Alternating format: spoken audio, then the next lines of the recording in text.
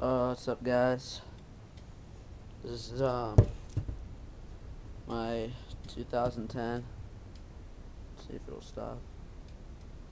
Mirko edit. Just doing a little bike check on it. Just woke up bored. Might as well post a video. Just go through it real quick.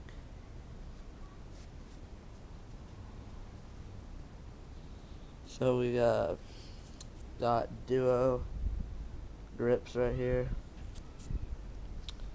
Black Label handlebars, Black Label fork, Mirko edit frame, Black Label seat, straw, stock, and aftermarket parts. We got that 9-tooth back.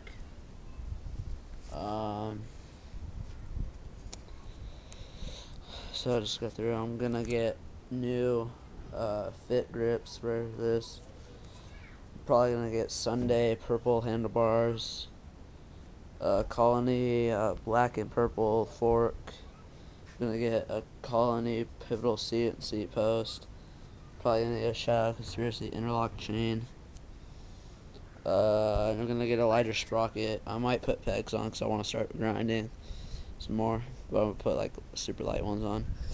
Probably gonna get a different integrated headset. And yeah, that's my bike.